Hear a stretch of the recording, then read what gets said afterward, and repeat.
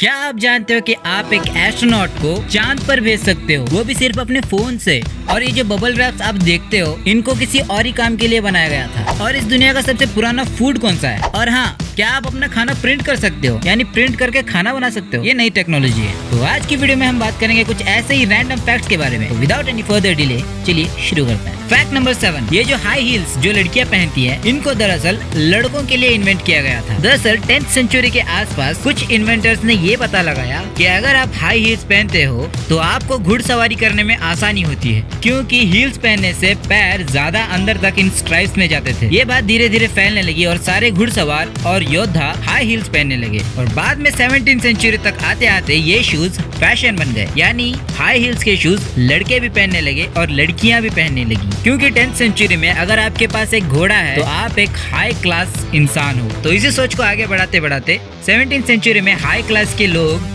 Heels पहनने लगे और लड़कों ने तब तक हील्स पहने जब तक ये ट्रेंड आउट ऑफ फैशन नहीं हो गया। फैक्ट नंबर 6, इस दुनिया का सबसे पुराना खाना कौन सा है? तो इस सवाल का जवाब है चावल। राइस 12,000 से 15,000 साल पुराना फूड है, जो कि एक घास की प्रजाति है। यानी टेक्निकली देखा जाए तो हम चावल के नाम पर 12,000 साल पुरानी घास खा रहे हैं। फिर माना जाता है कि चावल चाइना के पर्ल नदी के एक घाट से आया है, जहाँ पर ऑलमोस्ट चावल की सारी वेराइटीज पाई जाती हैं। और हाँ, चावल के अलावा एक और ऐसा फूड है जो बहुत पुराना है, और वो है कॉर्न। कॉर्न को 7,500 से 12,000 साल पुराना फूड माना जाता है। फैक्ट नंबर 5, ये जो ट्रेलर्स होते हैं जिनको मूवी से 1 महीने पहले ही रिलीज कर दिया जाता है, दरअसल इनको मूवीज के बाद दिखाने के लिए बनाया गया था। मतलब पहले मूवी पूरी देखो, उसके बाद उसी मूवी का ट्रेलर देखो। इस कॉन्सेप्ट को 1913 में यूज किया जाता था। लेकिन क्या हुआ कि मूवीज देखने के बाद कोई भी ट्रेलर देखता ही नहीं था। मतलब मूवी खत्म हो जाने के बाद उठकर चले जाते थे। और इसी चीज को मद्देनजर रखते हुए मूवी मेकर ने ये डिसाइड किया कि मूवीज से पहले ही ट्रेलर्स को दिखाया जाएगा, और इस कॉन्सेप्ट को चेंज कर दिया गया।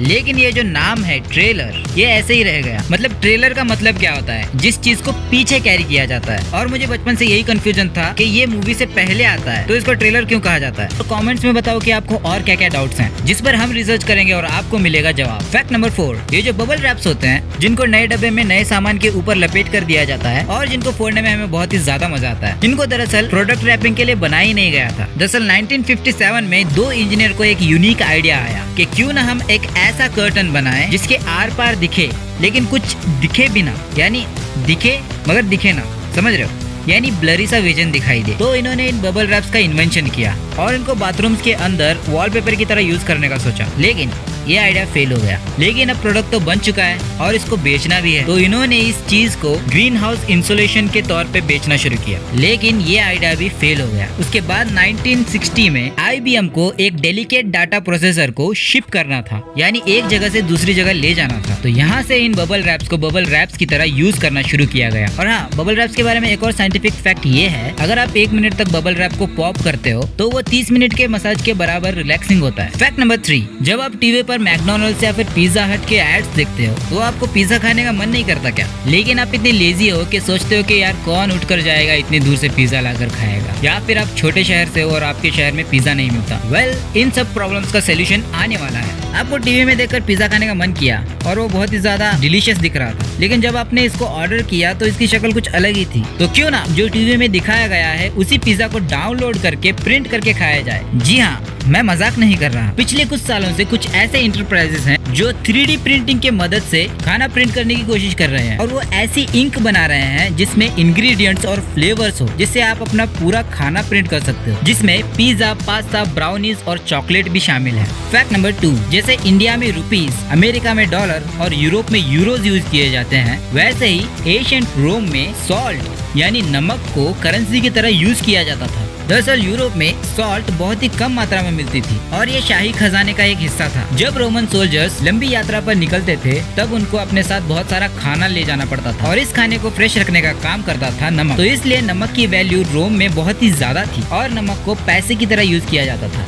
और ये जो इंग्लिश वर्ड है सैलरी, ये रोमन वर्ड सारे से आया है और सारे का मतलब होता है नमक। और हाँ, ये जो सैलेड वर्ड है वो भी रोम से ही आया है, क्योंकि रोमन्स फीके पत्तों पर नमक डाल के खाते थे और उसको सैलेड कहते थे। फैक्ट नंबर 1, क्या आप यकीन करोगे अगर मैं आपसे कहूँ कि आप अपने स्मार्टफोन से एक एस्ट्रोनॉट को चांद पर भेज सकते हैं। ये जो आपके हाथ में स्मार्टफोन है, अगर आप 20 से 30 साल पीछे जाओगे तो ऐसा कोई सोच भी नहीं सकता था कि इतनी एडवांस टेक्नोलॉजी इतनी जल्दी बड़ों से लेकर बच्चों के हाथ में भी होगी। यानी पिछले 20 से 30 साल के अंदर टेक्नोलॉजी में इतना ज्यादा उछाल आ चुका है। ये बात मैं इसलिए कह रहा हूँ क्योंकि 1996 में जब नासा ने अपोलो मिशन को अंजाम दिया था, जिसमें 3 एस्ट्रोनॉट्स को चांद पर भेजा गया था, उस मिशन को गाइड करने के लिए जो कंप्यूटर यूज किया गया था वो टेक्निकलिटी, प्रोसेसिंग और पावर में हमारे स्मार्टफोन से मिलियन टाइम कम था। और हर एक अपोलो गाइडेंस कंप्यूटर की कीमत $3.5 मिलियन थी। और अभी आपके फोन का रेट क्या है, जो कि फीचर्स में मिलियन टाइम बेटर है। इसका सिंपल एग्जांपल आप ऐसे समझो कि ये जो iPhone 6 है, इसके क्लॉक फंक्शन में इतनी टेक्निकलिटीज और प्रोसेसिंग एबिलिटीज है कि आप 12 करोड़ अपोलो स्पेसक्राफ्ट को चांद तक भेजकर वापस बुला सकते हो।